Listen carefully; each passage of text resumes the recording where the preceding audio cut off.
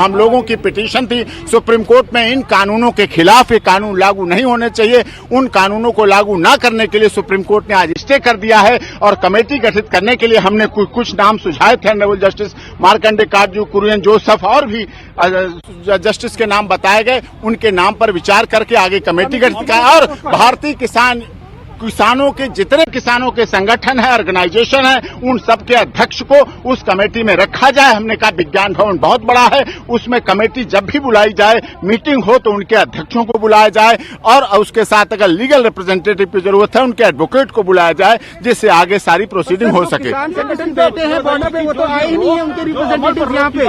इसको किस तरह से समझाया और कितना समय लगेगा? ये पूरा समय लगेगा, कमेटी टाइम लगेगा, लेकिन कानूनों पर रोक लगाना भारत के किसानों की सबसे बड़ी जीत है और ये सरकार की हार है। माननीय सर्वोच्च न्यायालय ने कहीं न कहीं माना कानून गलत थे, किसान विरोधी थे, आर्बिट्रेटरी थे, अनकॉन्स्टिट्यूशनल थे, इसलिए इन कानूनों पर रोक लगा दी गई है।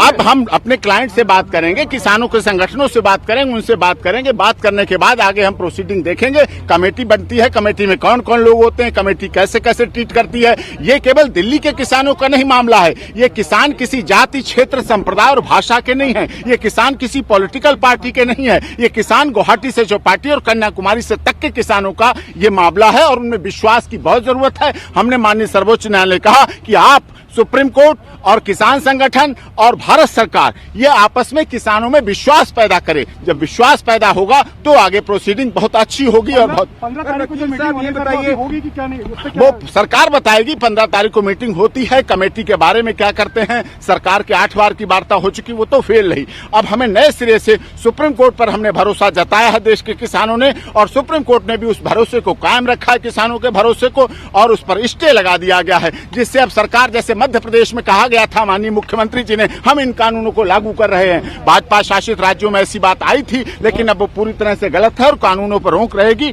और कानून जब तक ये लागू की बात ही नहीं है, अभी लागू होने का कोई विषय नहीं। आप ना सवाल पूछें, ये कानून रद्द भी होंगे क्योंकि कमेटी बनेगी और कमेटी में सारी चीजें सच्चाई के साथ रखी जाएंगी। जब बनेगी कमेटी, बनने के बाद जब सीधे सामने आएगी और फिर उसकी रिपोर्ट माननीय सर्वोच्च न्यायालय में आएगी। जब रिपोर्ट आएगी तो उस पर दूध का दूध, पानी का पानी हो जाएगा सब कुछ।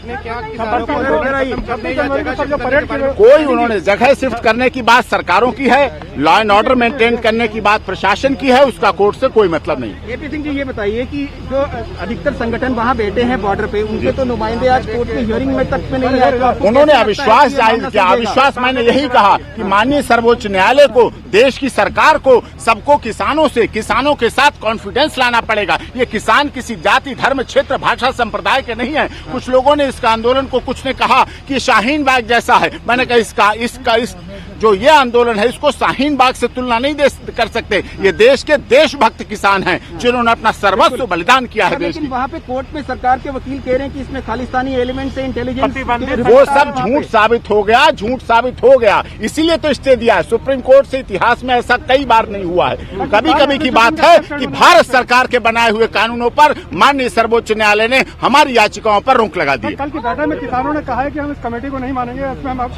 अभी तो कमेटी डिसाइड नहीं हुई है। कमेटी के नाम आएंगे, फिर हम उसके बात करेंगे, उनके पास जाएंगे, वो हमारी कितने सुनते हैं, कितनी सरकार की सुनते हैं, कितनी कानून की सुनते हैं, कितनी हमारी सुनते हैं, और फिर सुप्रीम कोर्ट में आएगी बात। सुप्रीम कोर्ट भी देखेगी, वॉच करेगी, मॉनिटर करेगी सारा काम। सुप्रीम कोर्ट कहीं जा नहीं रही, हम लोग कहीं जा नहीं रहे, और हमारे इस देश की आप लोग मीडिया कहीं जा नहीं रहे। किसानों के साथ हैं और किसानों को न्याय दिला के रहेंगे आप लोग।